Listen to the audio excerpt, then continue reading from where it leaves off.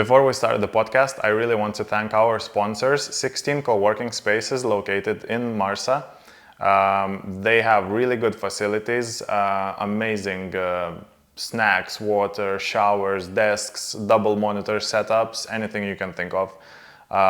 Really good location. And also they gave us 15% discount for whoever's watching the podcast or listening to the podcast. You can see the code here, which is 16CW 16 Charlie Whiskey. I'll put it in the description as well, so you can check out their website. But they have really good prices. With a discount, it's even better. And I'm really glad to be partnering up with them because the podcast got so much better when we joined the forces. And now we move to the podcast. You were like the fastest guest to accept the invitation, I think. Because I literally texted you and you replied, I think, almost instantly. Yes. Well, I replied, I think, 4 or 3 days later. Maybe the second time I texted you, it was like we were just chatting, right? So that means that the timing was right in my world. And if the timing is right, let's go and do it. I got lucky. Like you said, you don't really use Messenger and Facebook in general, right? Yes, I stopped using Facebook. Is it WhatsApp only that you can be accessible? Instagram mainly. Instagram? Because in my field, we use mainly Instagram, and then the website inquiries, the emails. So somehow Facebook took a backseat right now. And every now and then I have to remember that some people are still into Facebook. Yeah. I literally keep Facebook more like almost like a phone book, like contacts, you know. Absolutely. Or like I would never delete Facebook like some people I saw did, you know, recently, because Facebook is for old people. I kind of agree, but at the same time, like I have so many contacts and so many groups that are related to work, you know. Yeah. And when you need someone, you just write to the group and you find the person. Yeah. And I have no other channel to do something like that. Correct. You know? So you said you're only like for what you do, Instagram is like number one probably thing, you know, for marketing and for contacts. So speaking about that, would you be able to like introduce yourself, like short couple of sentences what you do, so people kind of know what we're talking about in the podcast? Yes. So I currently run health and fitness based business. I have a yoga studio in the heart of Malta, in the heart of Slima, Island Yoga, and I have been fully immersed in the health and fitness, predominantly yoga industry, for the last 10 years. And I have been on the island for 11 years. So 11 years? I didn't know that. Yes, it was 11 years, March 20th, I believe, this year. So it is quite an achievement, but it does not feel like that, I'll tell you that. So if you are in health and fitness or yoga industry or in that field here, and if you practice different styles of yoga, or you're looking to get a qualification, because certifications and qualifications are what I specialize in. So I help people to deepen their own practice, understanding, knowledge when it comes to different yoga styles, different schools and different modalities. So out of my passion, basically, I eventually created a business, and that's what I do. And because there's different kinds of yoga. There's this spiritual yoga, and you do the other kind. You do the more like physical yoga. I don't know the right name, but I know a few people who tried the spiritual yoga, if I can call it that. And they didn't like it at all. Like that's not what they were expecting. So you do the other one where it's more fitness related, right? Yes. It's very interesting for me to listen how people try to classify or explain, just in the way you did right now. Just like there are many different styles of fitness or anything else for that matter, there are so many different styles and modalities and schools of thought when it comes to yoga. So when someone comes to me and says, oh, you do yoga, I've tried yoga and I really did not like it. What happened was you tried one small tiny part of yoga that yoga can offer. For example, there are different styles that correspond with different needs in your life. So let's say you are someone who is very living a very fast-paced life, and you are stressed, and you go 9 to 5 like the majority of people these days, and you're looking for something to de-stress, decompress. Correct. And let's say by mistake you sign up for a yoga what you class. do. Oh, well. We'll go to that. But let's say you sign up for a very physically demanding yoga-based workout. Okay, so then instead of getting that what you wanted, you got a workout, which is fantastic. But deep down, that is not what you need. Let's say you are looking for a physical workout, but you signed up for a yoga class or style that is more into meditation or more into the, as I say, wishy-washy side of things, okay? There are a lot of expressions, words, terms, and habits that have been picked up from ancient yoga traditions that practitioners even use these days without questioning why they do certain things the way they do in yoga classes. And let's say your goal was a physical practice and you ended up sitting in a class where the teacher is chanting, using some sort of mantras and saying words you do not understand.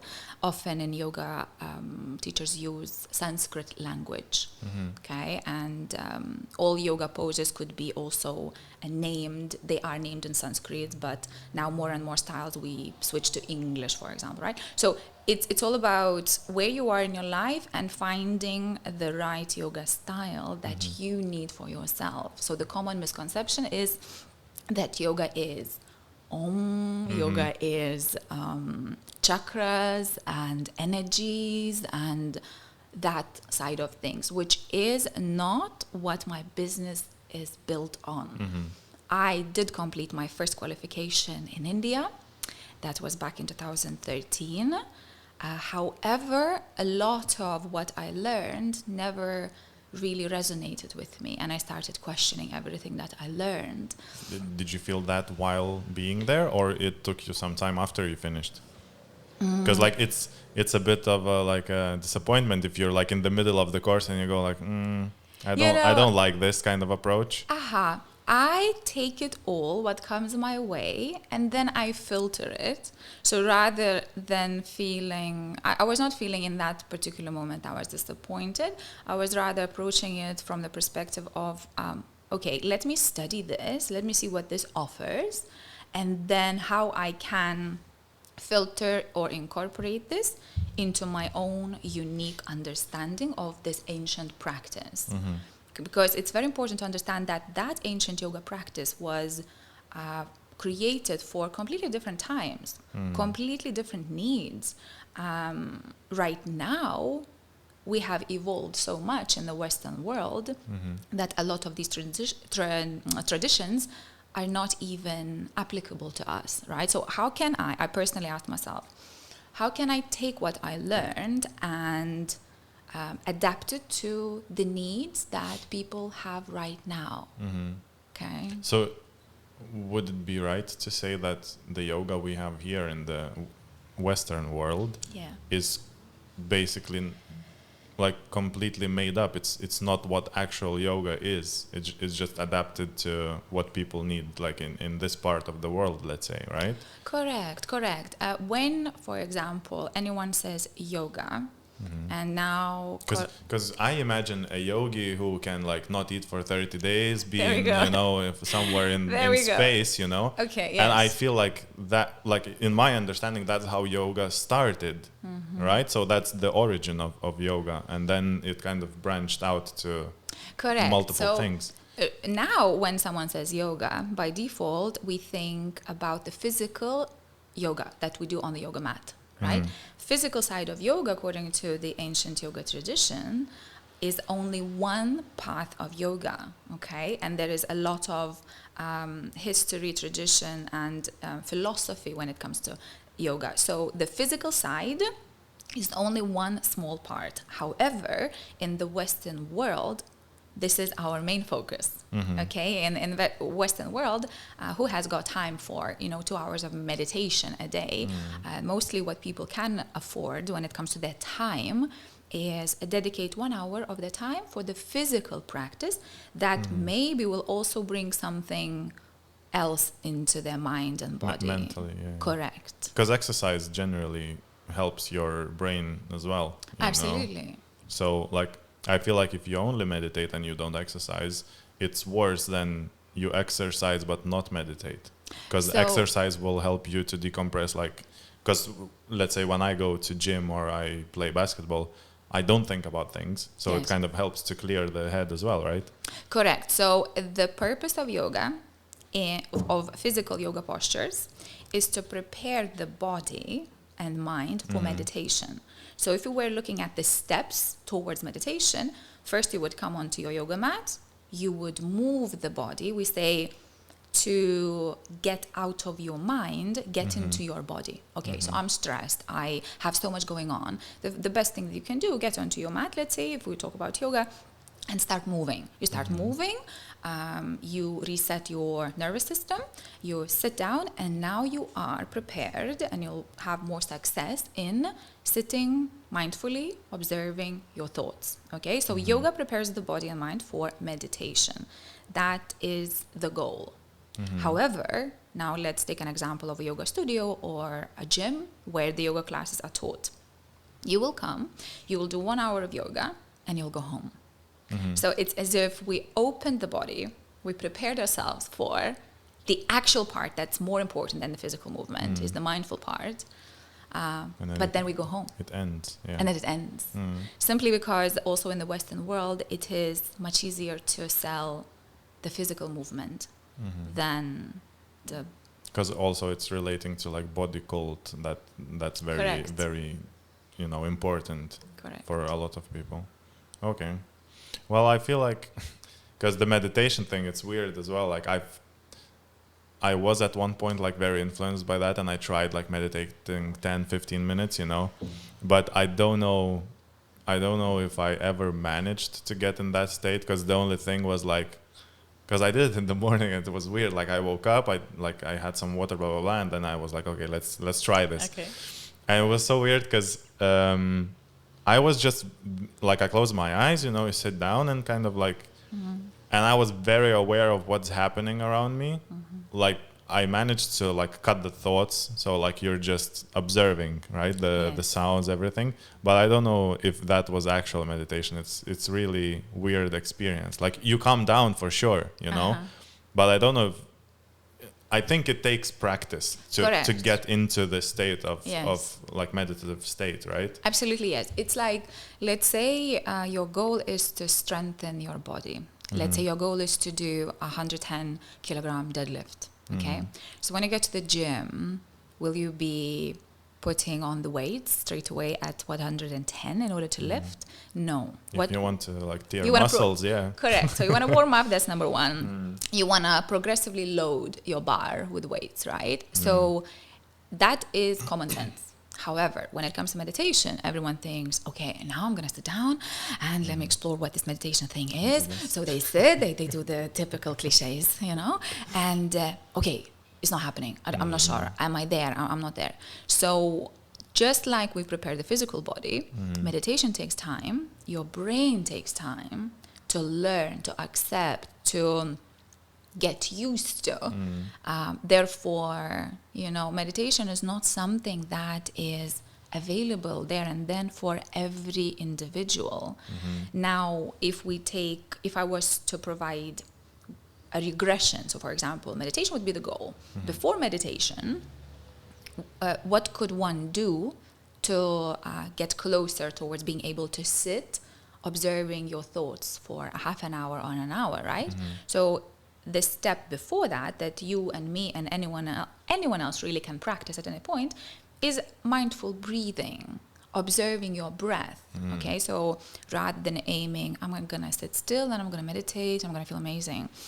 What you can do is sit and connect with your breath. What does that mean? That means you start observing every inhale that comes into your body and every exhale. And now the way our parasympathetic nervous system works, which is in charge of our relaxation, is through our breathing. So for example, when you get stressed and anxious, by default, we go into our sympathetic nervous system, which is shallow breathing, fast breathing, chest breathing, okay? When we meditate or when we think about something more relaxing, chilled, our breathing goes the opposite way, right? So we calm down. So if I want to calm myself down in general, would I breathe fast or would I breathe slow? I would breathe slow. So if I'm working towards meditation, if that's my goal, starting with slow breathing, inhales and exhales, in fact, doubling your exhale when it comes to an inhale. Let's say I inhale to 1, 2, and I exhale to 4, 3, 2, 1. That observation, just by that observation, you will quieten what's happening outside, because it's very hard to do two things at the same time. To focus on Especially your breathing. for men. In general, yes. Okay. Let's not dive in there because we could sit here for an hour. Yeah. But yes, so a very good example. If you are able to focus on your breathing for 10 minutes, which you are able to do, everyone can do that. You will quieten your mind. The goal is not to cut your thoughts or stop your thoughts. That will not happen. That's not the idea. We need our thoughts in order to guide us, to protect us, to constantly see what's happening around us in the environment, to prepare us for whatever it is we need to do, right? Yeah. So I sit, I focus on my breathing, 10 minutes. It sort of starts feeling like I am disconnecting from the outside, and I'm focusing on what's in the inside. And the inside would be peaceful and calm and what you're saying, because I listened to this Huberman podcast. yes, He talks a lot about this. Like he did, I think, quite a few podcasts on breathing and how it like relaxes nervous system. And I even tried one. Like he did this like inhale and then inhale some Again, extra yes. and then slow Open the mouth and release. release. And he said like within 5 minutes you can bring your heart rate down a lot, and Correct. that's what the divers do, I think, before they go down. So you use less oxygen, and especially the free diving, you know, Correct. like the records, all the world records, they do it for like 20 or half an hour, 20 minutes, half an hour before they attempt the record. So they're like at the almost this meditative state before they start going down. Yes, Yeah. Andrew Huberman is an amazing person. Crazy, but I think he's AI generated. He looks the same all the time. Like every podcast, even his expressions, I can count like 20 expressions that he has, and he just cycles them, you know. And my wife was watching with me once, and she was like, he seems not real. You know, But then, okay, so Mark Zuckerberg is not real. Andrew Huberman is not real. he's for sure not you real. know? He's like an android or something, you know, like a robot. Or No, it is. Andrew Huberman is an amazing scientist, amazing Crazy good. podcaster. Crazy good. And what you were describing is cyclic breathing, where you inhale to your max, add a bit more, and then open your mouth and let it all go. And in fact, we practice this type of breathing at my studio. Yeah, I was gonna say, like, you incorporate that kind of thing Correct, in yoga. because it is science-based, science-proven and science-based, and our goal is to educate our clients, our members, with the tools that they can take away from the classes and incorporate into their routine and daily life. And like you said, within 5 minutes, you can calm your nervous system. And even like stressful situations. Absolutely, But when I yes. tried it, I literally felt high. You Amazing, know? huh? Like free. Free, yeah, and it's need not to like pay bad for and your there's body no- or anything, you know. there's Like no you don't have to countdown, like smoke anything or like do any you know stuff that's harmful. Yes. But you still get this buzz, and you're like calm, you know. So Exactly, you know. it's pretty nice. So I'm really interested. I mean, you said 11 years in Malta, which is a Yes. lot, because I was considering myself like staying here too long already. How from many years for you? 2017. 2017, okay. You know, so it's like 6 years now. But 11 years, that's almost twice as much. And you saw Malta change a lot. But obviously, what led to you coming to Malta? And maybe first thing is like, what led you to finding yoga or coming up with this idea that yoga might be my path in life, you know, and something I would love to do? Because you lived in UK before, correct, right? yeah. So I left Lithuania in 2007. I moved to the UK. Never went back. Went back once to renew my passport. Twice. That's the only thing. Okay, so I left Lithuania 2007 and I moved to England to do my bachelor's. I always knew I would be leaving my home country. That was never a question. And England gave me an opportunity to do my tourism business management. That was your degree? That was my degree, yes. So that not related. Well, business not management. related. Yeah. However, now having said that, my business is related to tourism in Malta heavily because I have opened Malta as an international destination for certifications. So I have put Malta on the map in regards to quite a few of my courses that are not even available in other countries, let's say, okay? So the degree did serve its purpose to some extent, you know. However, after studying that for 4 years, it was such a broad collection of subjects that I realized I still don't know what I want to do with my life, because working in hospitality or hotel business was not something I was really passionate about. So then 2011, I believe, was when I had an opportunity to move to South Africa. Where to? Cape Town? Actually, it was Durban. No idea. Okay, so yeah, I only know Cape Town, I think. Yeah, so Cape Town, Johannesburg, and then the third city is Durban. And if we were compared, let's say Cape Town would be Valletta, okay, and Durban would be Patchaville, okay. Okay, so just to give you like an understanding. So it was a great experience. The first, coming back a little bit before I moved, I tried yoga for the very first time in England, but it did not really connect with me, or I didn't feel anything special when I did. But which one? You tried the more meditative one? Like slow and easy, and I was like, okay, this is interesting, but I didn't think much of that. And then in South Africa, so I was on a tourist visa, and I was not able, obviously, to work. So instead, I got myself a gym membership and started attending all sorts of classes. So I explored there, I think, 6 different styles of yoga. I connected with different teachers. And then there was a style that sat very well with me. That style is called Vinyasa Yoga. And that's basically a fast-paced class that combines movement and breathing. And you constantly move.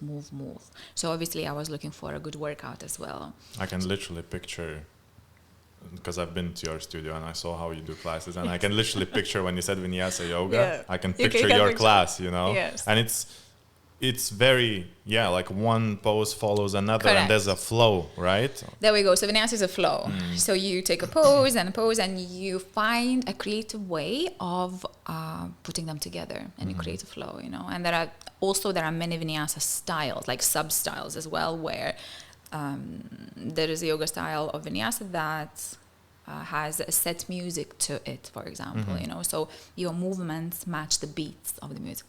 Okay, so coming back to South Africa, this is where one day, after I think a couple of weeks, one of my teachers, she pointed it out that, you know, you're really good at it, and you should totally teach it. I think I was like 23 maybe. I think so. We would need to now calculate, I don't know. So let's not do that. And I was like, okay, me? Who? Why me teach? It's also important to say that since I was very young, I always knew I will be teaching. I wanted to teach. So initially, yoga in particular, or anything? Correct. Like, so okay. Back at school in Lithuania, I thought I would be a primary school teacher, because I was looking up to my teacher. I was like, oh wow, this is very interesting. You know, I was fond of my teacher. It means you felt like you could work with kids, or kids weren't in the equation? That did not. It was more what It the was teacher more- does, not yeah. who she works with, No, exactly. Okay. It was more the skill that I admired a lot. So to control the animals in the class. okay, that's one way of looking at it. You know. No, I remember my primary. For sure, we were like a Yes. bunch of animals, you know. And I feel if my teacher sees this, like I'm really sorry. Well, if my know. teachers see that, I was very fond of my teachers, and I felt quite inspired by them, you know. So initially, I thought I would be a primary school teacher. Then, when I got into my teens, I thought I would be teaching English or would be a translator in Lithuania. But then I quickly came to realize that there's no money there. Okay, all the translators I knew back while I was still at school, I was like, okay, maybe that's not what I want to be doing. And it's very stressful work, actually. Correct. Especially if you're like live translating for like government Yes, level events. yes. It's You I know. think they change every 10 minutes just because of the Yes. mental load. You cannot do it properly for longer than like 10 I minutes. never looked into that, so I It's don't it's know. very demanding, and in the events they normally have like 3 or 4 and they rotate. You know, if Okay. it's live translation, because it's very hard on Oh, wow. on your brain. Really. Mental capacity. I was growing up in a church where we were exposed to English-speaking visitors a lot. So in my teens, I experienced a bit of translating. You were growing up in the church. Like Let's that talk about this. That means we were brought up religious, me and my In the brothers family. and sisters. Correct. Like heavily religious. No, healthily religious. It was a very healthy religious upbringing, focusing mainly on biblical values. Okay. So every Sunday church. Actually was Saturday. Saturday, So every okay. Saturday it was not a church, it was the literal translation would be prayer house or something like that. So Maldos namai. correct, yes, okay. prayer house. So basically that exposed me since I was very young to a lot of visitors from abroad. So I had a chance to practice my English. I was absolutely fascinated by this language. And in my spare time, I would simply translate and study English. Okay. So why did I go back to this topic? Because you wanted to be a translator. Correct. So then I tested it, I kind of experienced it, and I realized, okay, maybe it's not for me. So then that's that. I went to England. I did my degree.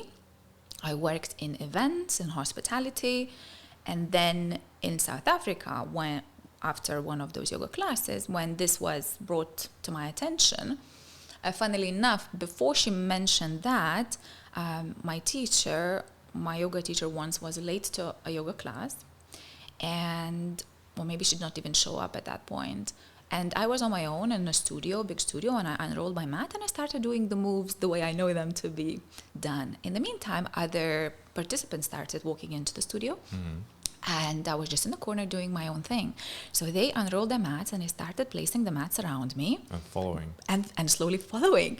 And then Wow, I'm this is like a and movie. I'm like looking, I'm thinking in my head, what are these women doing? And I was like pretty shy back then, and they were South African, and I don't know, I didn't speak, I was just in my flow.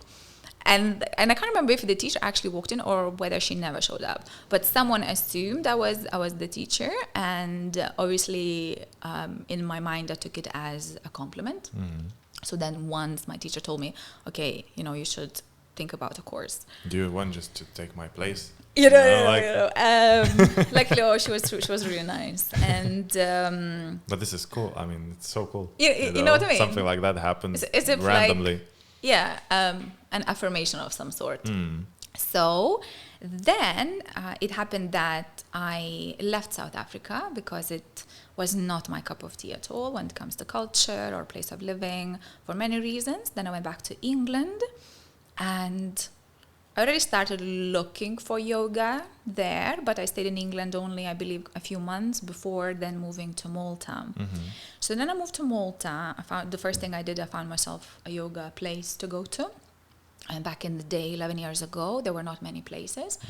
And then I connected with a teacher, and we made a deal because I told her, my plan is to eventually get qualified. And she goes, okay, spend a year with me, practice, and then, we'll do a course. Many things changed within that year, and the plans changed. Instead, I ended up going to India to do my first qualification. Even then, okay, I knew I would like to teach yoga, but whether I would like to do that full time, that was another question. You know, having a passion for something and making a living out of it, those can be two different things, and pretty at the very start. Sometimes that passion might die out when you make a living out of it, right? A very good point. Absolutely, yes. But basically, that's how I realized. It was in South Africa. I realized at one point, like a light bulb, moment. Oh, I know what I want to do with my life. And I was back then with my ex-boyfriend, and I remember him coming home from work, and I was like, I have really exciting news to share with you. Okay, let's go out, let's have dinner. And we were at the table, with our cocktails, and he goes, what's the news? And I'm like, I know what I want to do with my life. He goes, oh, okay, like, I want to teach yoga. Should have seen his face. He was like older, more experienced in life. And then he was like, oh, okay then. Sipping on his cocktail. But this was, I feel like, very forward thinking, because yoga then like exploded all over the world. And at the time, I don't think there was this boom yet with yoga and, at least fitness in general. In Malta, it was not the boom yet, So in UK, you didn't do no any stuff with yoga. And I was going to ask about Africa, because it's a bit off South topic. Africa, Yes, South Africa. A bit off topic, but I heard that Cape Town and South Africa in general, for the white people, especially now, it's a bit, dangerous. Not a bit. Like, I heard stories, like crazy stories, where they have like triple doors and bars on the windows, and the security, etc. Did you ever experience something like that there? I Racism towards you? Because I know it's flipped there. Like, black people are a lot of times racist towards white people, right? Well, I can share my experience back then, and you can sense it, the heaviness in the air between white Afrikaans and other cultures. And the language is weird. Yeah. Because I know this Die Antwoord. There's a group, like a band, Die Antwoord from. You don't know them, and they sing in Afrikaans, right? Yeah. It's English, but it's so heavily accented, like to that particular language, that I get maybe 1 in 10 words of what they're singing. I'll have to listen. No, but was that a struggle for you when you were there to understand that, or they speak just regular English most of the time? Just regular English most of the time, with some deviations or their own words or just like Australians or New Zealand, I imagine. But so that was not at all like a barrier of any kind. What happened was, let's say, take a hospitality industry or any other industry. So the managers or the owners or anyone in a managerial position, they would be white-skinned people. And why obviously? Because blacks, they're like not accepted in like not qualified a lot of times. I said obviously, right? That's what I witnessed, and that straight away gave an understanding of how this country works. So the blacks are here, the whites are here. Correct, but it's not only that. Okay, so for example, here as well, we have particular certain nationalities, let's say, that you see more of when it comes to Bolt or Wolt or you know what I mean, a workforce. I feel not in Malta, like globally, I think. Now in Malta, obviously, yes. You go to New York, the cab driver is probably going to be like Indian or Pakistani or something, So you basically see a pattern, right? So there's nothing wrong with that at all. However, what stood out for me in South Africa was the way white people treated the workers. So here you go to a restaurant and you say thank you, please, and da-da-da. And there, the managers, the way they would treat the workers was beyond disrespectful. Who are also white. No, the blacks. Okay. Correct. The way they would treat the workers, I would not talk like this with anyone in my life, yet alone if I am the boss of somebody. So that was really hard to swallow. And for all the other Afrikaans, all the other white people there, it was natural, it was common. It was, you go to order a coffee takeaway, and I'm queuing, and there's an Afrikaan, big, strong man in front of me, and a small girl serving him, you know, and I don't know, he wanted the sugar or whatever. And the way they don't ask, they tell, they push, and then the way they see you as a white person is exactly the same. So you by default then fall into the same category, that you are one of, you know, Afrikaans who has the disrespectful ones. So that was really, really heavy for me. That's one. Back then, the safety issue was present. Let's say you would be in a car going out for a drive, and you would stop at the lights. The car would always be locked. Okay, you have to have the windows rolled up, and there is still a chance that, you know, you're gonna get jumped on and the windows smash. And the funny part, in Durban, we were living in a very sophisticated area right next to the biggest shopping mall, literally, I don't know, 50 meters away from the shopping mall, because it was the work arrangement that my partner at that time had, so they took care of that. But even to reach the mall from our place of living, you would feel the fear. You step out and you feel the fear. You have to like almost leg it to the shopping mall. It's you know. But most, let's say, if there was like an assault or something, would that be mostly black people attacking white? That I did not feel at that time. I think that at some point, since we left 2012, I think that has increased and changed a little bit. I think previously they were not that maybe aggressive. Obviously, you would see white, rich people living in villas, gorgeous villas. However, all those villas have massive walls and electric wires around them. So it's almost, you have all this fortune you made, inherited, whatever, but it's behind the walls and the electric wires. So it's, I have it, but yet, you know, the price you pay for it is your safety, is your... it's like you lock yourself in your castle. Yeah, and exactly. There's nothing you can do in the outside world, which is, I don't think it's life. And then it feels like it's provoked by the white people, like the aggression is provoked by the white people, you know? I think it's a very sensitive subject. It is, yeah. More research would need to be done for us to, you know, comment on it. I would not like to go there. But that was basically the main reason. The safety or the value of human life, or the value for the human life, was non-existent in South Africa, the way I experienced it. Now, it's important that I say, I've never been to Cape Town, and I've been told it's a beautiful place, it's very multicultural, international, so I cannot comment on that. I came back to South Africa. I swore to myself I would never go back to South Africa, but I came back to Johannesburg for yoga course purposes, and the energy there was more relaxed, more chilled. You still have the safety thing going on, or like a random shooting there and there as you have your dinner. So it's a different way of living, and some people can handle it. I just could not. But I know a lot of South African people here who left for that particular reason, and they came to Malta, you know? Yeah. There's quite a few, and they said, like you said, I had a villa with 7 bedrooms. And I had to sell it just for the safety of my kids, my family, you know. There you go. Because one of my friends, he worked with a South African guy, and he kept his home there, and he rented it. And the guy who was renting, because the villa got robbed during the night, I don't know if it was black people who broke in, you know. But basically, he got shot in villa, the guy who rented it.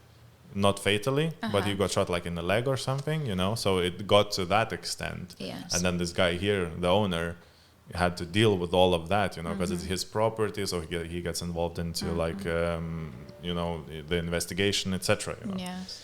It's strange. Like it is. I wouldn't go to. No, it's a completely South different way of living your life there. And funnily enough, I'd like to mention that during Corona, that shopping mall that I mentioned that I was living close by. So during Corona, there were obviously a lot of riots taking place, and pushes against the government, and to see, I saw that particular shopping mall, which was, you know, the it place of Durban, being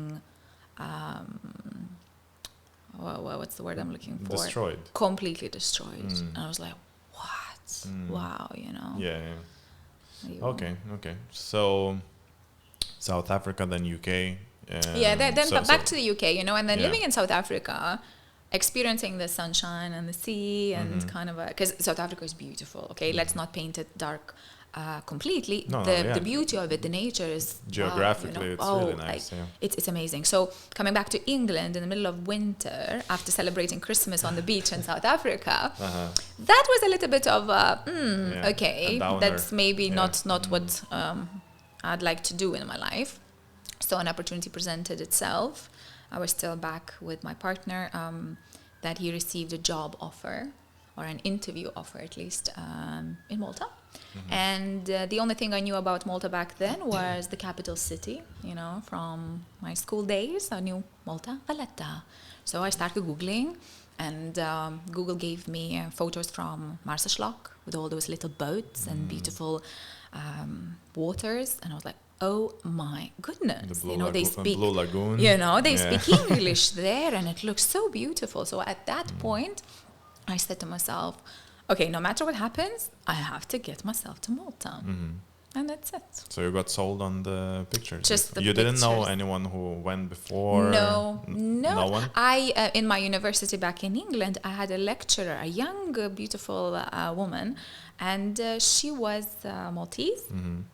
And so I could track down the accent, but she was lovely. She was dark, curly hair and quirky, and I was like, okay, so this is the type of people that, you know, I'm not surprised Maltese person is teaching in tourism studies. Yes, it and makes then a lot of sense. She was amazing. She was great, and she had the most common name and surname that you can find in Malta. But back then, I did not know, you know, and I remember arriving to Malta and asking Maltese people, oh, I had this lecturer at the university, and her name was Maria Greg or something. I'm like, do you know Maria Greg? And I was like, I know like what? 300 of them. And you know, I had no idea how this works here. I was like, why are they? I still find it so weird that that especially the surnames, you know, like there's only so many that people can have, you know, and it's because of from the way back, I think the families were very big, so particular surnames, they just spread all over the islands, you know. Okay, so you came to Malta with a partner at the time, and yoga was still in your life, obviously, and you had this thought that you want to teach. Right? So I had this thought at the back of my head that one day I would like to teach. It was a passion of mine more than anything. And obviously we moved. It took us some time to change the mindset from living in South Africa, feeling unsafe, to now moving to Malta and feeling really safe and chilled. And also the life pace in Malta compared to the life pace in England, for example, that was also something I had to adjust a little bit, because I was used to being in a rush, and I was used to also things getting done in time. And then straight away we moved here. I was like, okay, so, you know, that's a pros separate and podcast. cons, and you know this topic, that's a separate podcast. Yeah, and then so we started building our life here. I then got myself into hospitality. I was working in hotels to begin with. While I was searching, my goal was to get a corporate job of some sort. But I didn't want to go into iGaming. I thought if I can avoid... I had nothing against iGaming at all, but I thought everyone's in iGaming. Okay, I'll try not to be in iGaming. And then fast forward, 6 months, it took me maybe... I got maybe 7, 8, and I got a job in an office as an office administrator, and I was very excited. So I started my, safe, secured sort of a office job where I got my income coming in. And in the meantime, I was doing yoga a couple of times a week. And from there, I quickly came to realize, after a year, maybe less, that the corporate illusion that I had in my head was not something I would like to dedicate my life to. It's boring, basically, Yes, It's just like really hardcore routine. Correct. And I was, the office administrator's role was facing my colleagues. that's fine. But then I moved up the ladder a little bit, and I was most of the time behind the computer, just doing the numbers and spreadsheets. And for my type of personality, that is the worst thing to do. You know, I needed that human connection. I needed that communication, exchange of energies between people, and I didn't really get that in that particular job. It was a really good job, a lot of lovely people, and so and so, but I quickly came to realize that I started feeling that I was suffocating going to the office on a daily basis, clocking in, you know, every time just before entering the office, you would have to, you know, put your thumb in, and I would just feel like I'm being, you know, it's almost like strangled. Yeah, I know exactly. And it's like, and I was trying to convince myself and saying, Rosita, you know, that's what you wanted all along, and you got exactly what you wanted. What is the problem? And the problem is, you cannot go against what is inside of you, what passions and gifts, let's say, you have they have to come out. So I tried, I did, and while working in the office, this is when I went to India to do my course, the first qualification. My director gave me a paid full holiday to go away for 6 weeks it was, to do my qualification, and some of my directors actually were coming to my classes as well. So everyone knew that I was very passionate about yoga, and it did not interfere with the work I was doing, you know. And then while I was in the office, I slowly started, you know, thinking of ways of how I can realize this passion of mine. And so you started thinking towards your own business in a way? It was not me, let's say, consciously thinking about the business as such. It was more me saying yes to all the opportunities that came my way, but also I was building and creating my own opportunities. So I really worked relentlessly when it came to teaching yoga, and I'm very proud of that. For example, I was teaching classes, sunrise classes, before my office hours. Then I would head to the office. Then sometimes I would have a lunchtime class very early, and I would be teaching in the evenings and the weekends. So I really proper hustle, but it was such a pleasure to follow my passion. So not even once I felt you know, I need to wake absolutely up early, not. you know? I was excited to go to work, knowing that outside of that, I also get to do something I'm very passionate about. So it started exactly with that, you know. But, and then it's when you know that that's the real passion, when you don't feel it doesn't feel like a burden on you, you know, like I have to wake up, then I have to go to the office, you know. Because I reached the point where Sundays became the most challenging days for me, where I think after lunchtime on a Sunday, I would get this heavy feeling in my chest. I would start feeling irritated and annoyed, and I wasn't sure what the problem was until someone pointed it out to me and said, you hate your job. You know, you start every Sunday. Someone noticed my pattern and said, every Sunday you're the same, you know. On Friday, obviously you're the happiest, you know, and then Sunday you're not the same Rosita that we know. And I was like, okay, there's a valid point. You become miserable. Yeah. I had exactly the same experience with a few jobs, you know, that I had to commit to come on Monday at certain hour. And like you said, in that regard, I think we're very similar, because I hate that as well. You know, and I need freedom. I need to be able to plan my time. I can have deadlines, but I cannot clock in and clock out. That just doesn't work for me. And my dad is the same, which is so weird. There you go. You know? There you go. And there's nothing you can do about it. Like if I had a switch back then that I could turn on and like my job, want to be in my job, for sure I would have pushed the switch. For sure, you know. But there's nothing you can do. Yeah. That's why I think now that remote jobs became very popular. I think that's the best thing ever. It's the best thing ever, isn't it? Because you can. I know, like some say, productivity, you know, suffers, etc. But I think it can be can be done in the way that you know you're still productive, but you have this flexibility to plan your time. And I mean, my wife is a really good example because you know, you have things you have to do. That's your responsibility. No one cares if you're in the office or you're not. Correct. You know, like, why would it be important that you came at 9:00, you know, in the morning? Correct. Like, if you did what you had to do, no one cares. Like in her Yes. company, for example, and that's amazing. Correct, because I am a living example of that. I had 9 hours to stay at the office, including a 1-hour lunch break, right?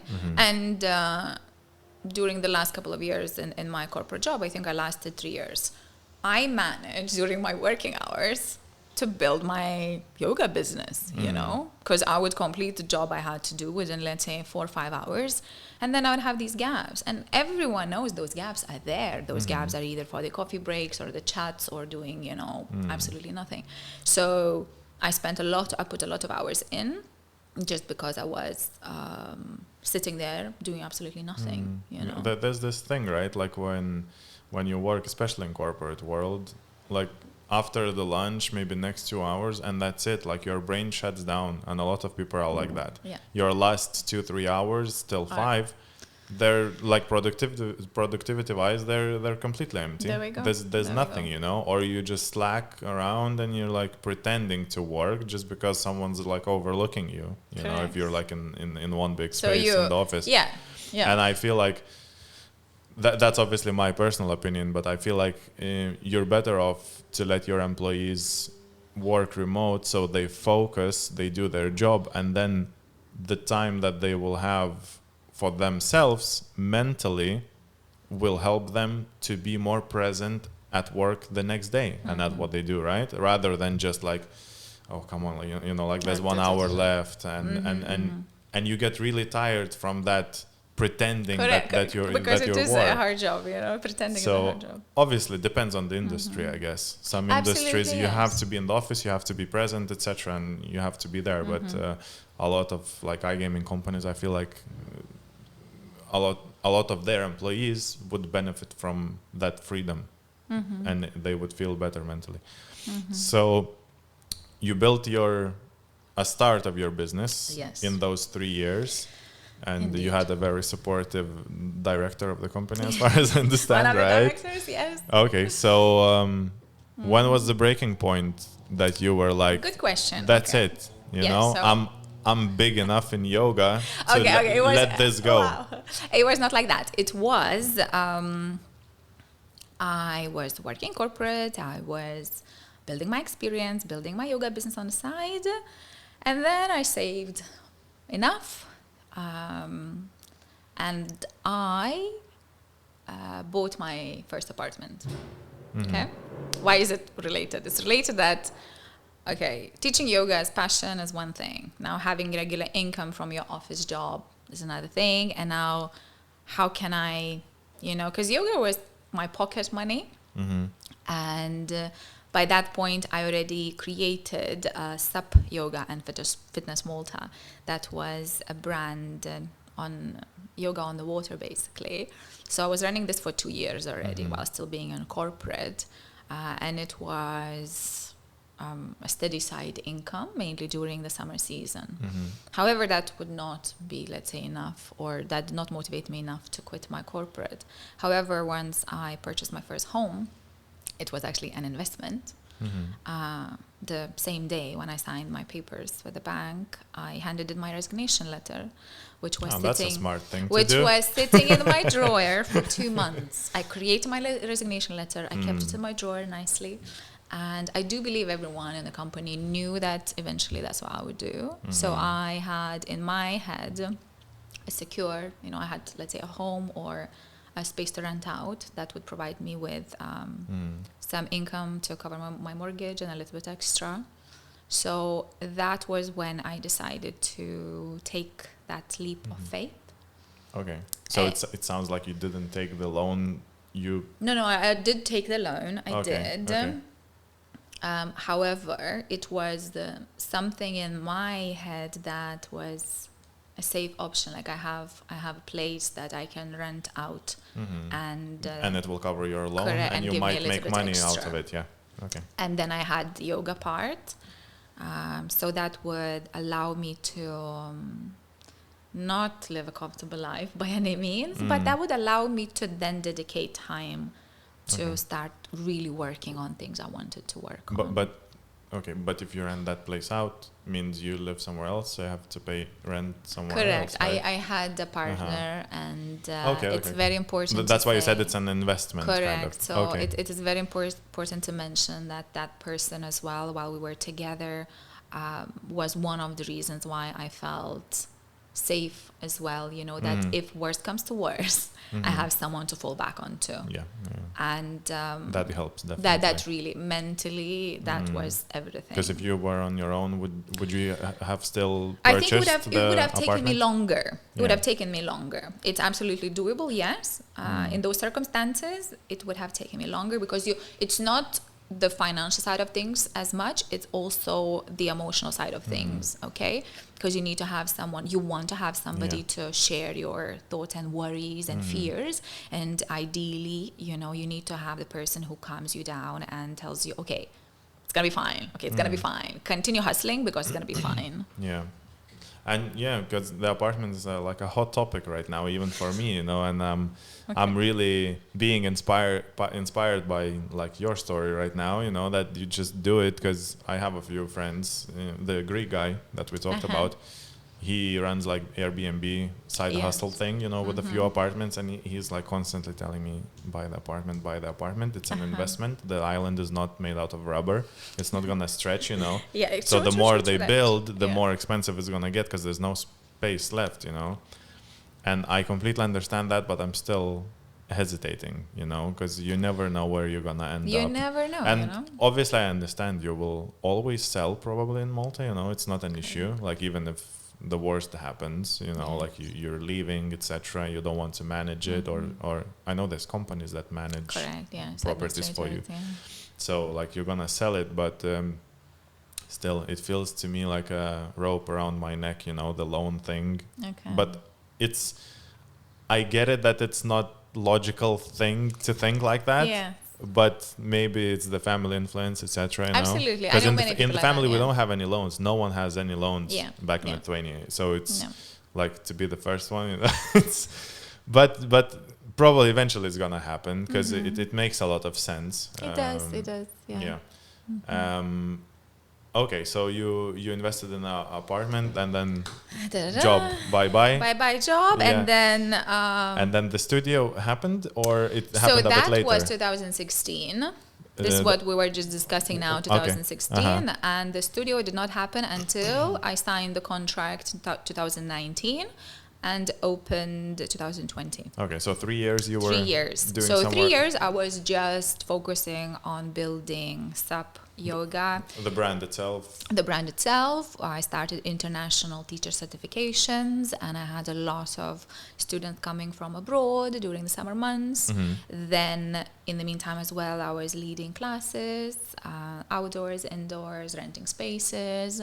Then in the meantime, I completed more certifications. I was completing many certifications. I was passionate about many things when it came to yoga, different styles. I introduced a few styles in Malta. One of them was trapeze yoga, which is, those things hanging from the ceiling. Oh, yeah. I tried it, You remember? tried it? Yeah, I remember. Because I had the pressure thing in my lower back, and you said it would help, and then I did it a few times at home, because I had this like hammock, Okay. but it wasn't stretched out. I hung it so it's kind of like trapeze.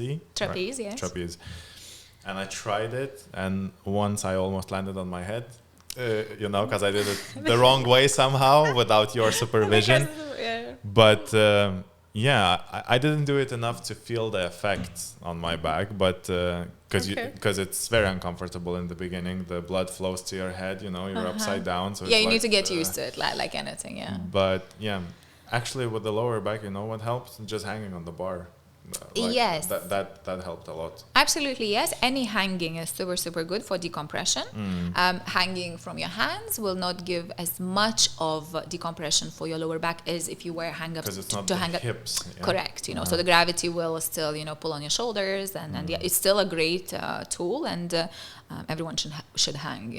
Especially if you're physically. Everyone should have a pull-up bar. Everyone should have a pull-up bar. Everyone should hang. Everyone should do 5 minutes of planking a day. Everyone should drink water. Like, there are many things that everyone should do on a daily basis, but just not enough time. Yeah. You have to be very conscious about that stuff. Correct. So we prioritize, no? Yeah.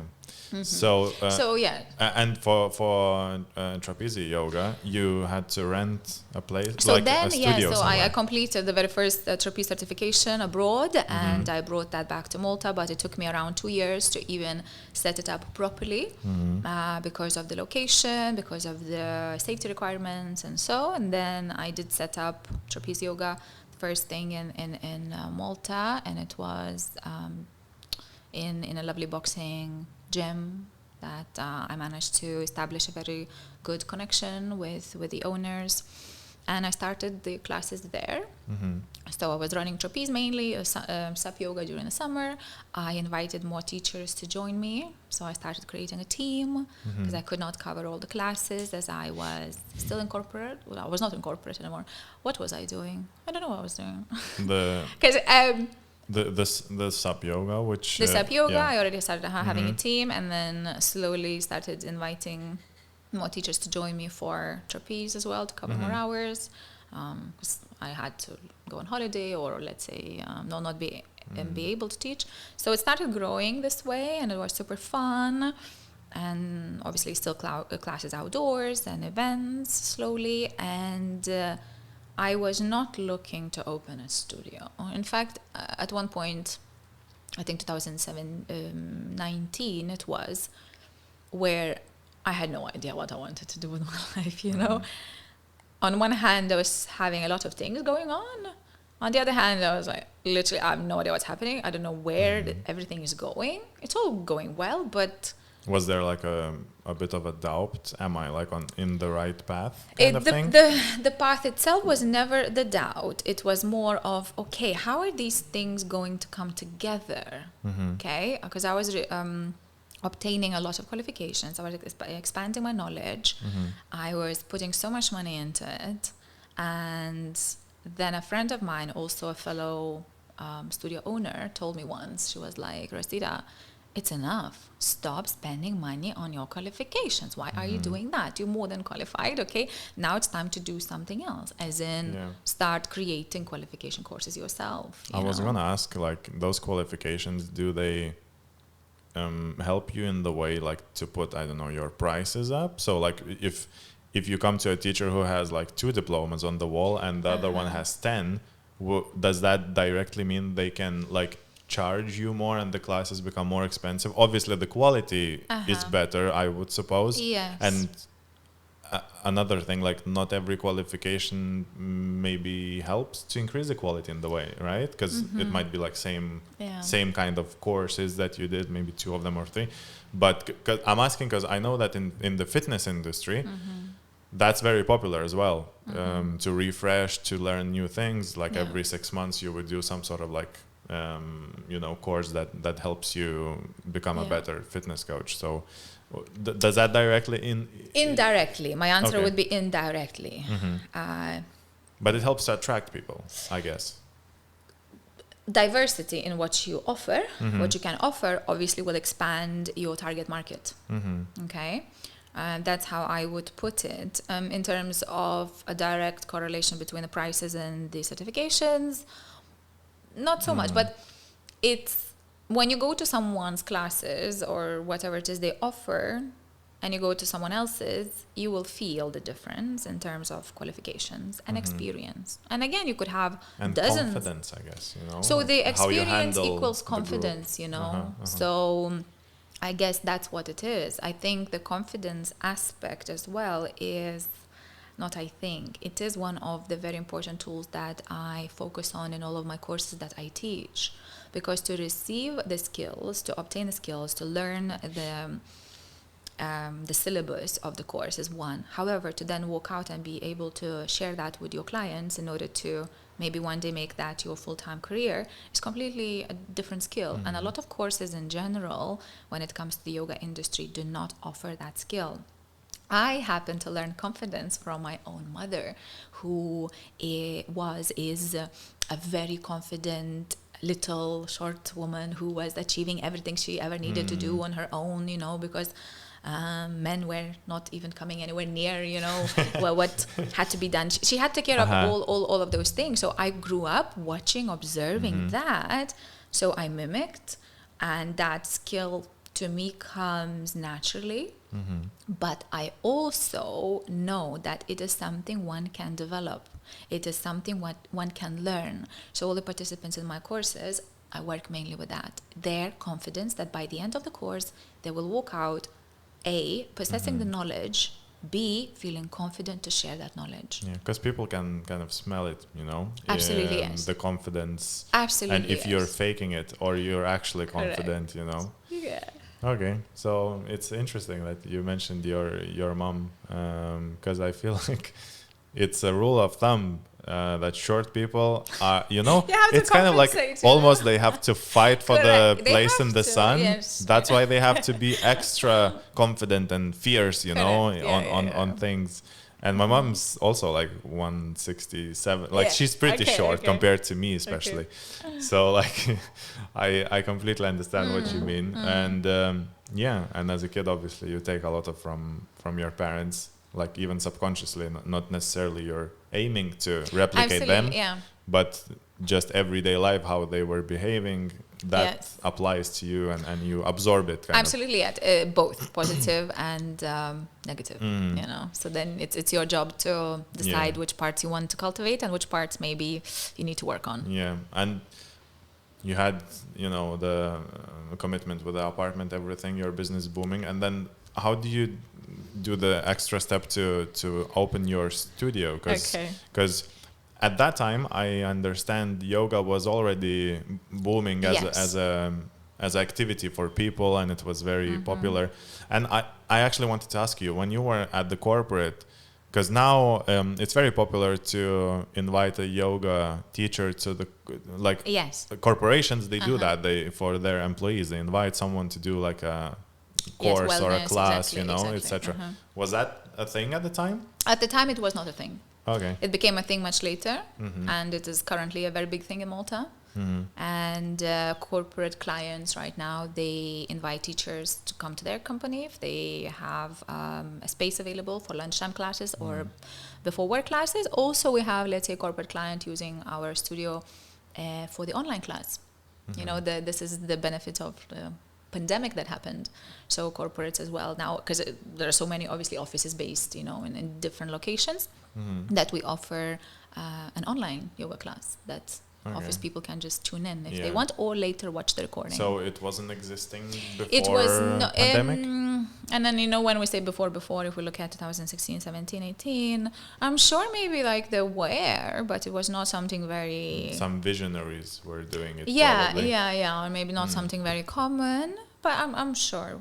Because like you said, it's very important, the human connection in what you do, right? Especially for you as a person, but generally for yoga. Like you need to adjust, you need to touch people in a way, right? You know, this is what actually gives me hope, talking about, let's say, where we are right now or the future and the whole AI thing taking over and whatnot and enhancing our lives. But then we talk about this a lot in the yoga community. In yoga, still people need the touch, they need attention. So AI, good luck, you know? First thing, I love how AI comes up as a topic in every podcast. Oh, really? Like everyone's either concerned or excited, or you know, AI is in our world already, and I think we don't realize that it's been there for like last 5 years in a lot of like technology that we use, you know, but now it became so prominent in just the way that you can type and kind of talk to it, you know, or generate things. So obviously this is like a next step, but yeah, I don't think AI and yoga.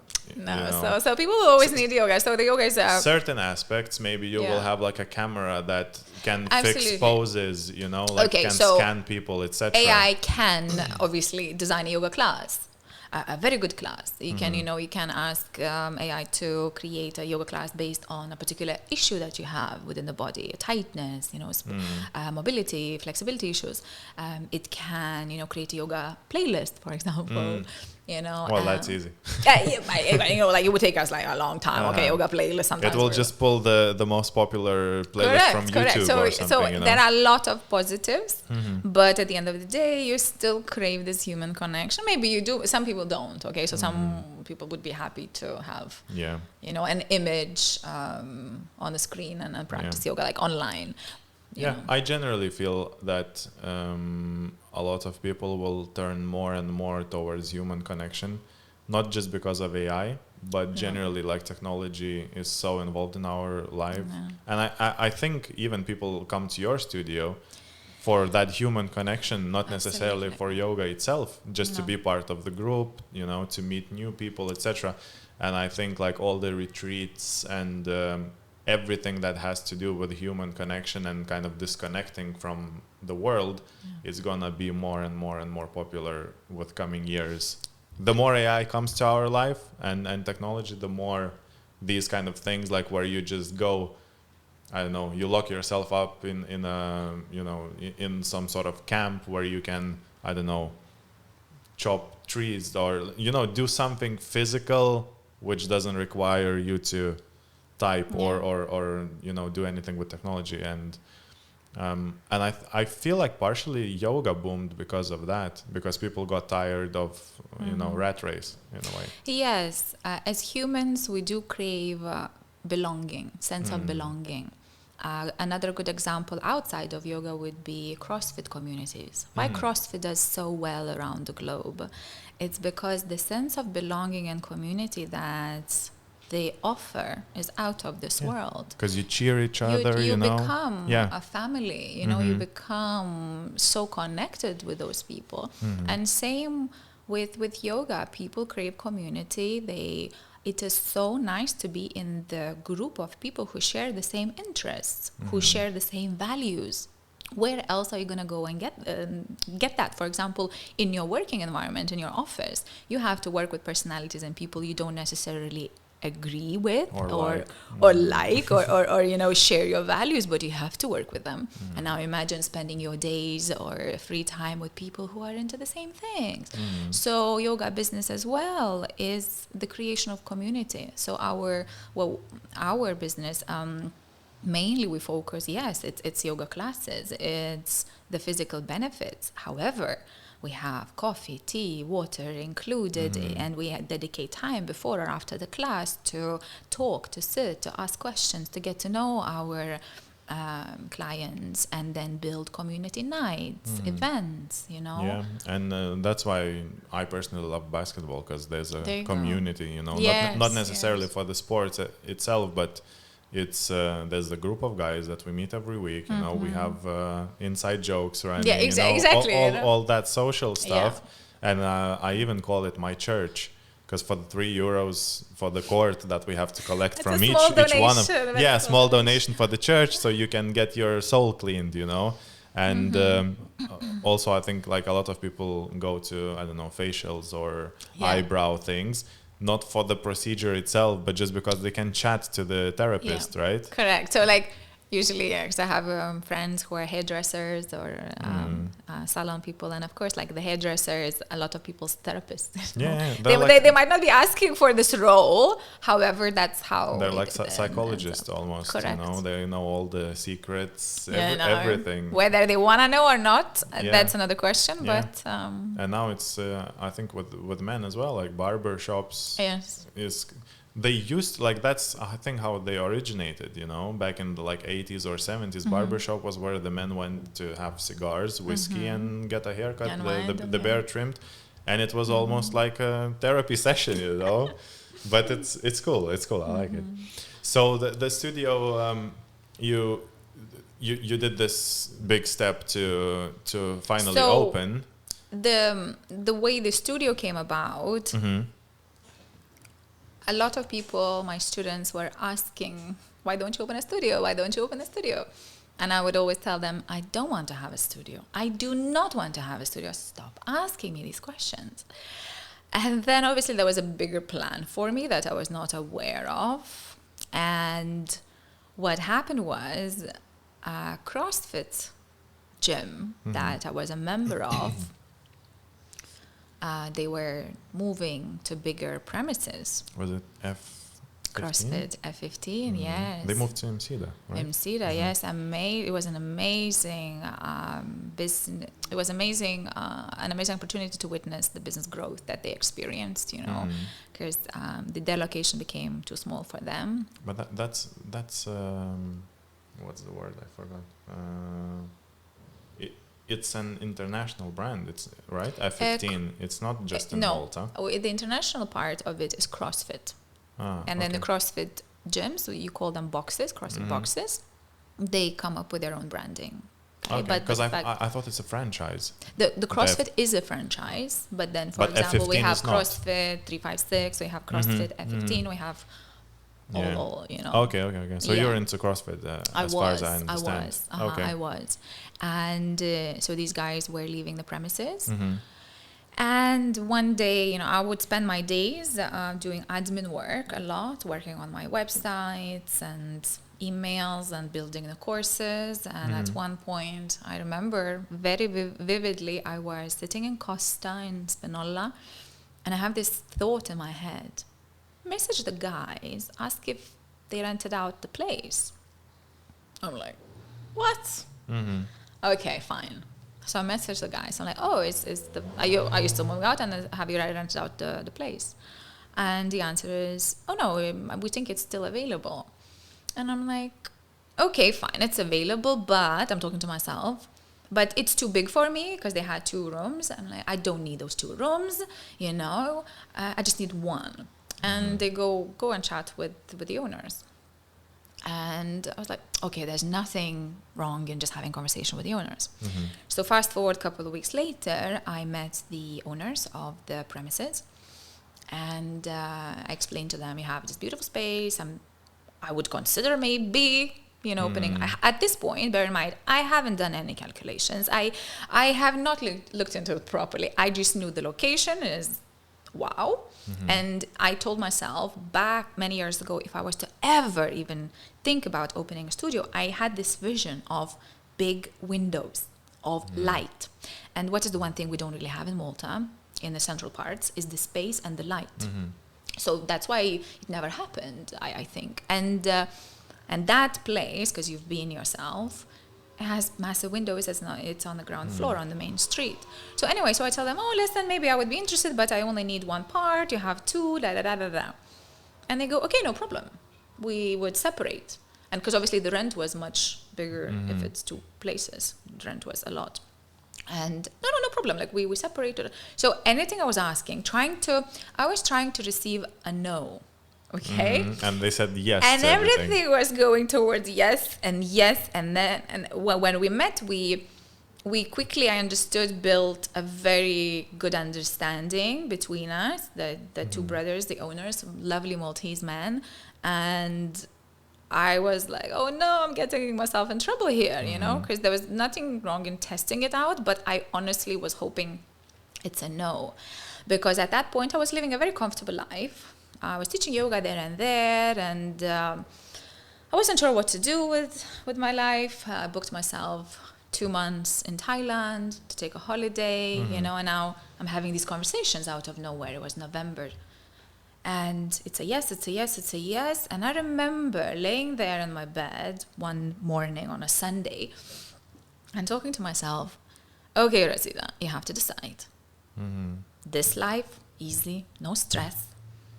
Or the unknown, the fear, and basically you putting all of your savings in, And I had a decision to make. But because everything was a yes, I live my life in a way of flow. And if something pushes back against, I will never push. I will respond. Okay, I put an intention out there. I know what it is I want.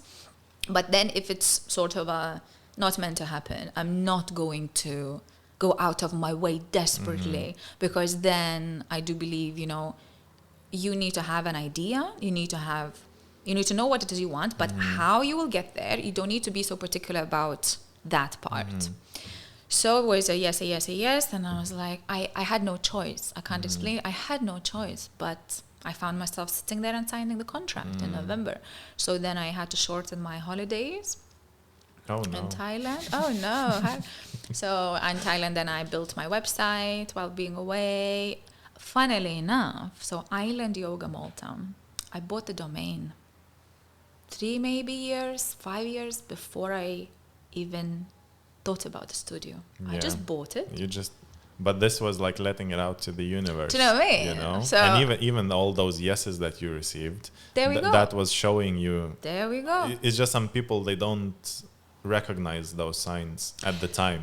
There we go. This is where the mindfulness comes in. It's, are you consciously living your life? Are you aware? Are you present, basically? Okay, let's not use any fancy words. Are you present in your life to notice when things flow, when situations and people you have in your life make you feel good, make you grow, or whether, you are on an autopilot, living your life, doing things you were taught to do or others expecting you to do, and getting caught up in that rat race. Yeah, it's like you get constantly, like, very softly nudged towards the destination, right? And you have to feel those nudges. And you have to feel those nudges. And one way of feeling those nudges is through yoga, because yoga is the connecting the breath and movement together. So you invite more mindfulness into your daily life, and it gets easier to notice what really resonates with you and what doesn't.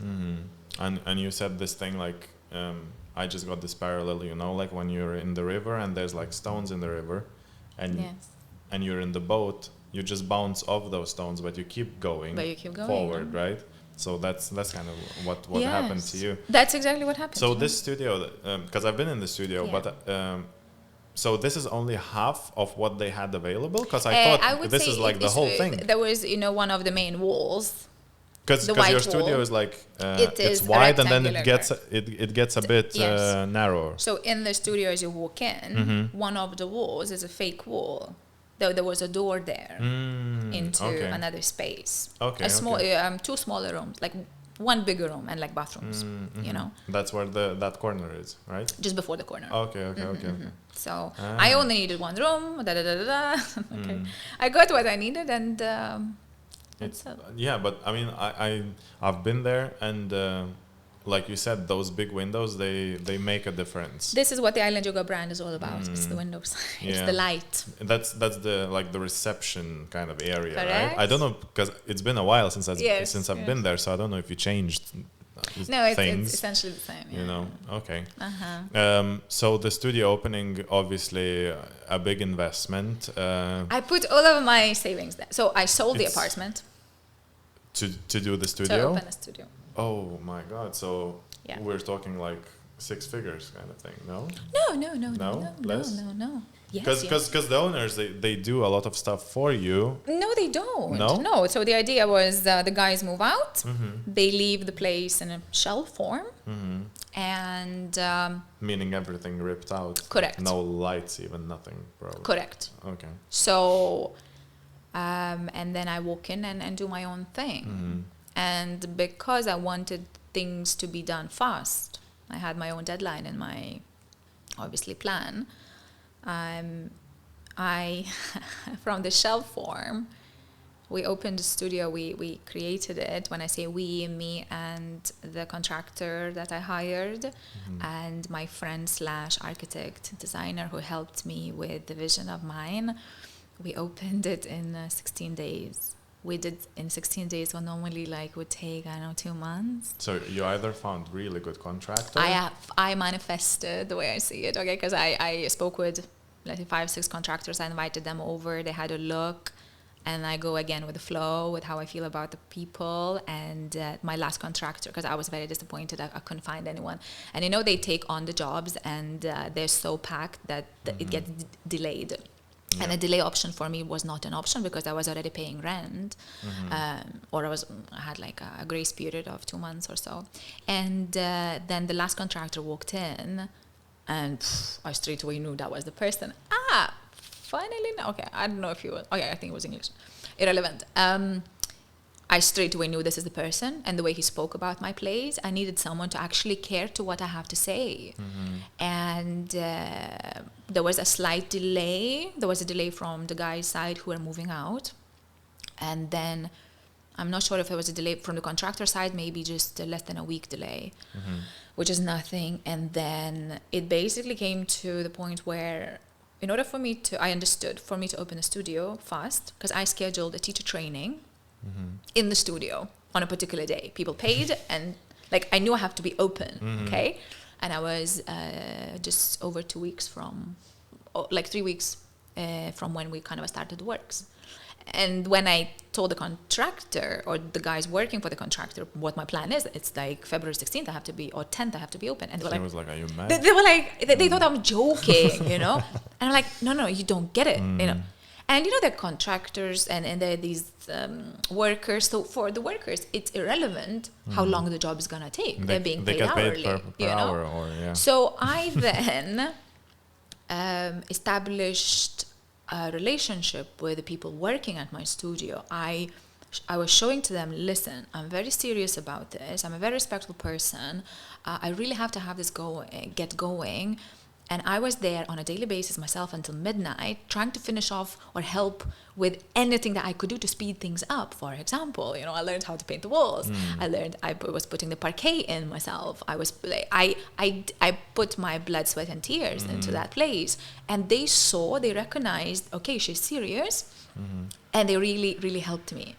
There was a bank holiday, you know, during those weeks that they were working. And they came on the bank holiday to work. You know, I brought pizzas, I brought takeaways. I was there. I needed really that place to happen. And I also think you can tell me, you know, when you walk into the studio, then later when I opened it, people were telling me, okay, there's this energy about this place. Like, yeah, because I was going to say about the energy, because I think that helped with the contractors as well. You put out this energy that I really care about this and I want this to happen. And I was like, please care. And it's infectious, you know, I think. I got really lucky. It almost like wakes up like a nice human part in you, even if you didn't care at the beginning from the contractor side, right? You see that this person like really wants it. And as a human being, you want to contribute and help them. Cool. Yeah, so that was really nice. I do consider myself very lucky, and I'm so appreciative of these guys. I still remember all of them who worked there, you know, and obviously if not them, then I would have opened later, but it all was but you just put kind of additional pressure on you by scheduling the it class. would be like this. Let's say there would be 3 or 4 of them working during the day, and I come, okay, so this parquet, why did we stop? Did you need some help? And they would get annoyed if I tried to help, you know, because then I could potentially make everything worse. And they would be like, okay, let us do that. I'm like, okay. And you with the electrics, how is it going? What was this wire? And I'll be like jumping from one onto the other to make sure that they keep working, they keep moving, you know, rather than sitting and chilling. I can see how this kind of approach from your side could make you not very likable. I was always in smiling. a lot of contractors' eyes, okay, you know, likable by like default. Pushing, you know. Yes, but I was very nice about it. I am a very respectful person. I come from a very humble background, you know, and my goal was to establish connection with them. I got to know them, you know, by the end, and I was not being pushy because I was being a snobby or anything like that. I was pushy just because I really needed to have it. And they were like, what is the day you're planning to? I'm like, 16th. They would like choke. You're like, here. I'm like, I'm not joking, guys. I'm not joking. But it's the way you communicate, you know, how you communicate the deadline, and even like you said, okay, so maybe I can help with something. So we speed things up. Absolutely. Okay. And how was the launch? You remember the launch day? Yes, I remember the launch. It was so first I remember it was Tuesday or Wednesday that the course was scheduled for the Wednesday evening, and 2 hours before my group, I think I had 6 girls coming, I was still sweeping the floor, literally, you know, and then they were coming in for the course, and I think I launched then the following weekend. Like I invited my friends and a bunch of people just to share some Prosecco with me, and it was I will honestly say it took me at least 1.5 years, 2 years until it dawned on me what I have created. Because I was so into it Now, the best part, we haven't even touched that I put all that sweat, I put all of my savings, I opened it, and 6 weeks later, what happened? COVID? Corona hit, and they closed Really? it. 6 weeks? 6 I feel like it was like open for a later. year. Can you imagine? Because we filmed there. You we remember? filmed during and Corona. like, was it Corona? Yeah. Really? Yeah, remember? Everything was empty and shut, and it was just... So we even filmed the first The- time was already That was when Corona was happening? correct. It's 2020 spring. Oh yeah, because you were pushing the web Yeah, because video then we thing. launched the online. Oh, okay. Yeah, Yeah. that makes sense. So it was 6 weeks later after opening the studio. When I opened, obviously I had to get it up and running. So I was teaching mainly myself to get the attendance, going, because I could not afford to pay the teachers straight away. And then I had one person helping me, I think, then another. But after 6 weeks, I was like, okay, the studio is running. The classes are slowly filling in, and Looks now good. Looks good. Okay, I can stop being so worried. Let me go do some shopping and have a glass of Prosecco to cheer myself. That was Friday night. And on Monday or Tuesday, China. close. I had to close. Oh, so China already was Already happening. was, yeah. But you didn't hear the news. Like it hit you I from was so like out of the blue. disconnected.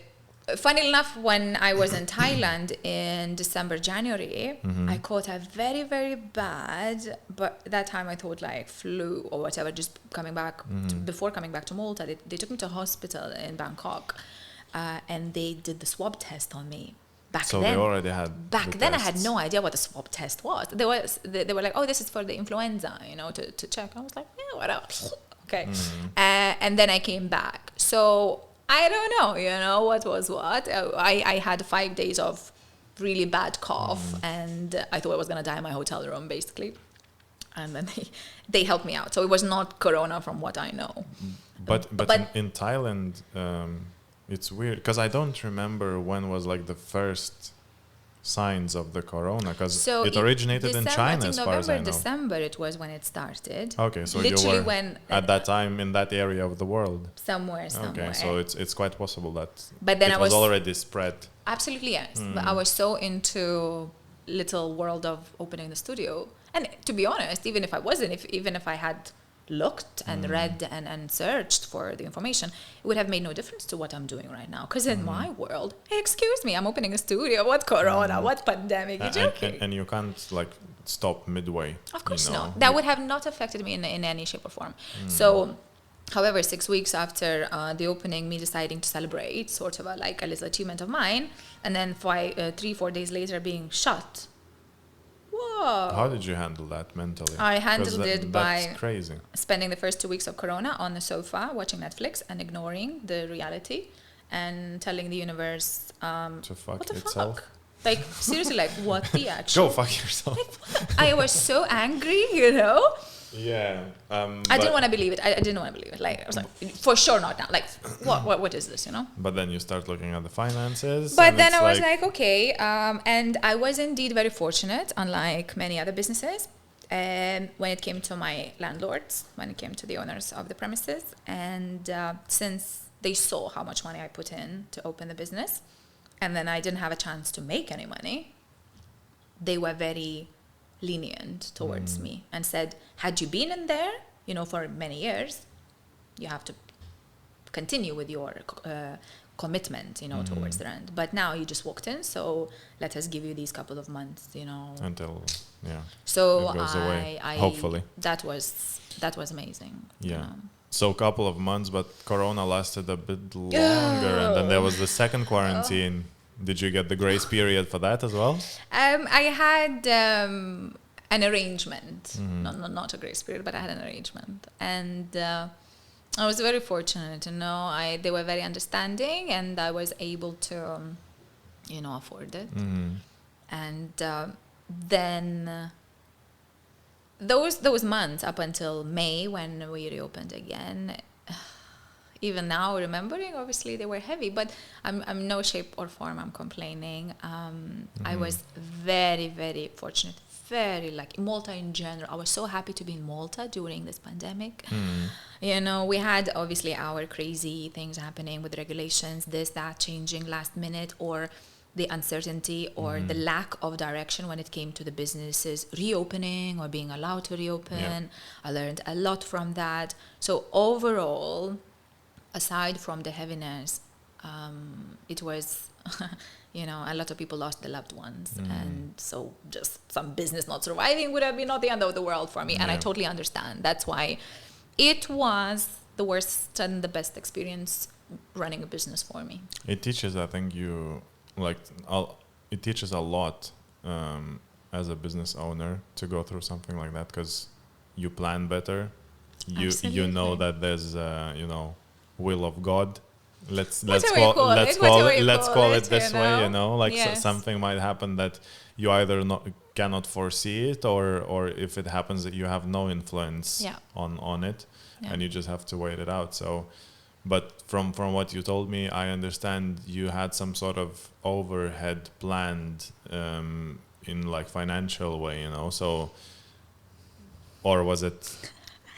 Okay, let's not go there. But you managed. You managed. You know.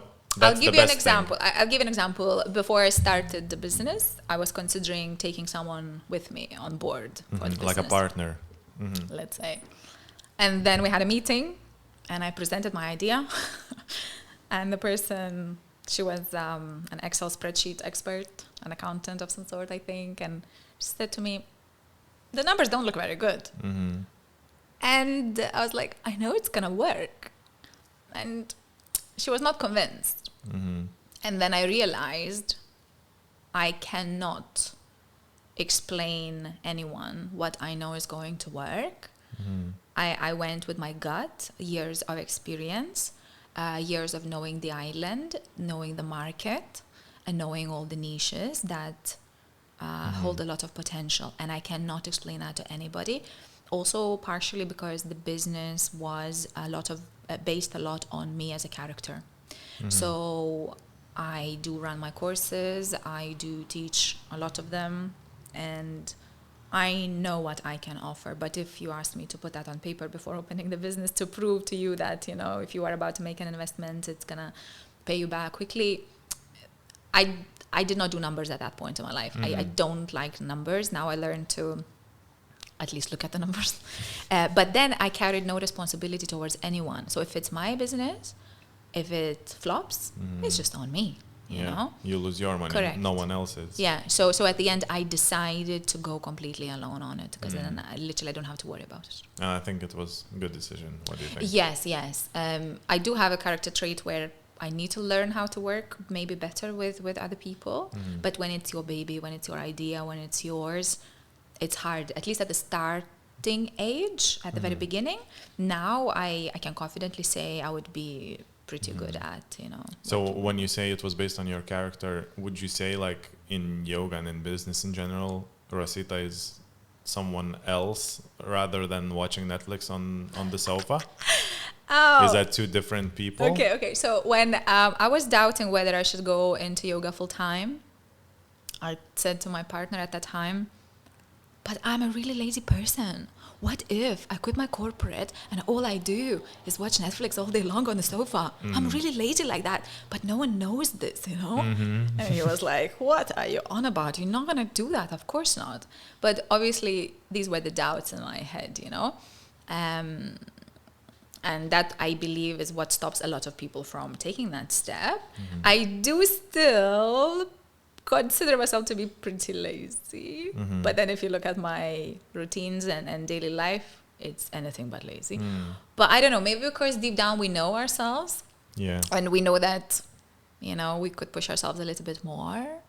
Everyone could, I think. You know, I heard this, actually my wife told me this, it's not a quote, it's just a sentence that is very inspiring, but it's about creative people, but I think it applies to business as well.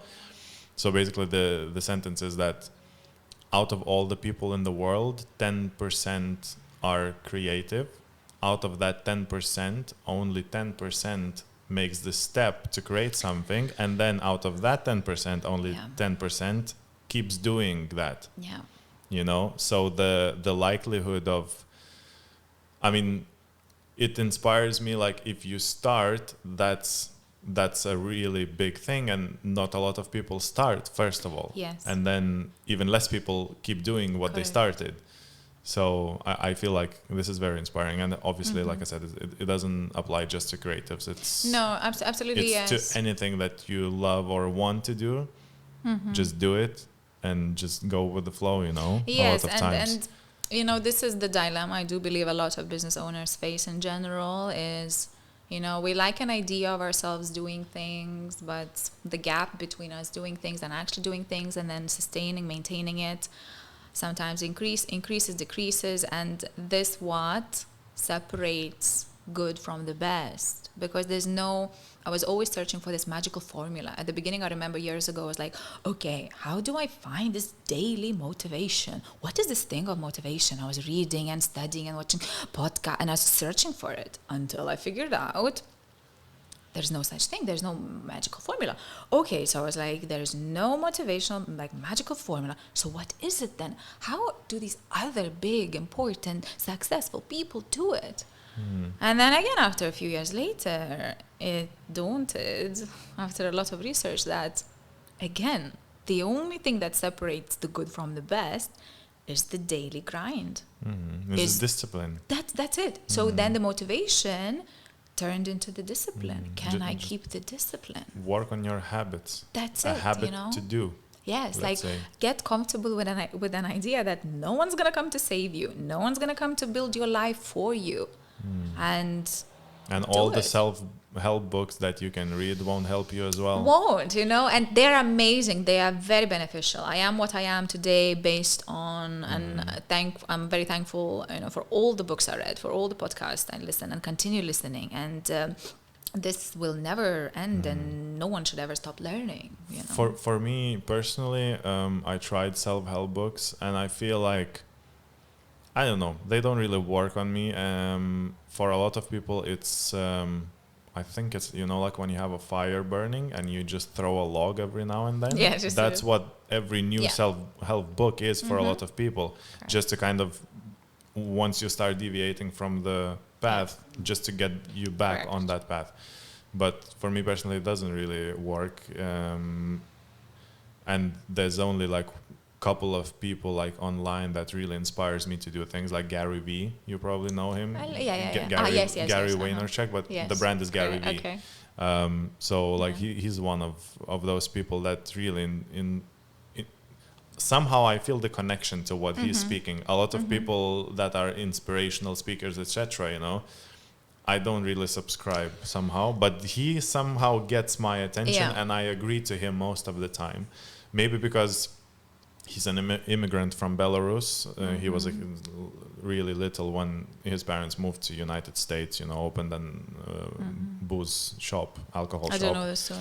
So it's really interesting story. And he was very, very entrepreneurial. Yeah. That word breaks my tongue every time. I think it breaks everyone's tongue. You know, so, but he was very like business focused. He was, it's so funny. He would rip the flowers out of someone's garden and then ring the bell and sell those flowers to the same people, you know, like to that level. And he was like 7 or 8. So he was already so business oriented. And these kind of things, like, and the way he communicates really inspires me. But like, I completely agree that inspirational stuff, it helps, but it's you would rather work on your habits. Correct. So like you said now, for example, you connect very well with the teaching or inspiration of this person, and that's why it's so important that there are a lot of people out there that they should continue teaching and continue sharing, because you might, you know, connect with this person, but yet, you know, you don't connect with others. And I think that is the role those people play in other people's lives is you are not able to achieve anything just by listening, just by reading. At the end of the day, it's you who has to wake up in the morning and take action. You know? And it's a character, I think. Talking about him, it's a character that I subscribe as well. Absolutely. He's you know, a person. he puts himself out online in very particular way, and I like that as well, so yeah, whatever floats your boat kind Absolutely, of thing, yes, as long as you do something, I feel. So listen, to kind of wrap this up, I think I was gonna ask you what's going on right now in your life. Obviously the studio is good, I guess, right? Yes, it's running. You also mentioned the video courses. You still keep doing that. You do the training. So this is the moment now to promote and push, something that you're up to or already doing. So the studio is busy. We have a lot going on. I have a wonderful team that keeps growing, keeps evolving, and we offer various certifications and courses to all of those who are either looking to deepen their own knowledge, understanding of yoga in a scientific, anatomical way, or those who are looking to get certified. We have courses in person. We have online versions of the courses as well. So right now we are in a stage where we're expanding on what we already have. We are growing and just improving, providing basically quality service and introducing people towards a healthier life, a more mindful life in a very safe, scientific, logical way, And we have our local client base and the international client base. A lot of people, they come visit Malta, they discover our studio, and often they come back again to Malta as a holiday destination just so they can immerse themselves into this practice. So what is ahead, what is in the future? There's a lot happening behind the scenes. Second studio, let's say? Let's come back to that at some point, if no corona happens again. Like I said, I am open. I know what it is I want to share, what I want to create, and the opportunities that arrive my way, I evaluate and I say yes or no, and more I'm learning as a person to be an observer in my own life as well, as I do believe I do take a great joy and fulfillment from seeing people enrich their lives with what we offer as a business, and I am learning to relax more. Funnily enough, as running a yoga business and being a yoga teacher, they're two different things. What is lacking in my life is the practice of yoga.